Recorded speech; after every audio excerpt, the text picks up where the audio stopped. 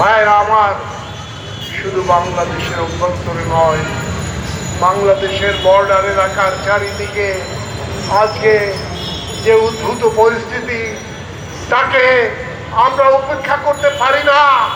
অবহেলা করতে পারি না। আজ আমাদের চট্টগ্রাম, পার্বত্য চট্টগ্রাম সহ এই অঞ্চলে যে অস্থিরতা,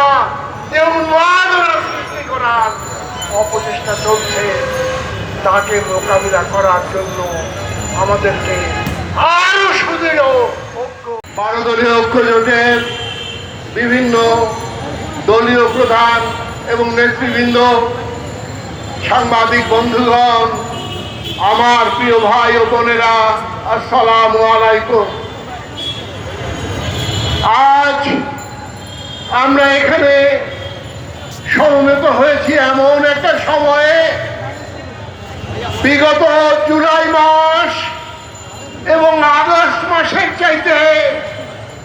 আরো জটিল, আরো কঠিন একটা সময়ে আমরা এখানে সমবেত হয়েছি। সেদিন আমরা স্বৈরাচারী ফ্যাসিস্ট আওয়ামী লীগ সরকার, শেখ হাসিনার সরকারের বিরুদ্ধে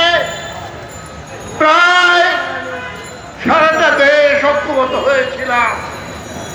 এবং ধীরে ধীরে ধাপে ধাপে আমাদের সেই ঐক্য, আমাদের সেই সংগ্রাম তার চূড়ান্ত বিজয়ের দিকে ধাবিত হচ্ছিল। বন্ধুগণ, আজ বলতে খুবই দুঃখ হচ্ছে, বেদনায় আমার হৃদয়ে সিদ্ধ হচ্ছে, আমাদের সেই ঐক্য, আমাদের সেই সংগ্রামী চেতনায় কোথায় যেন ভিড় ধরেছে, কোথায়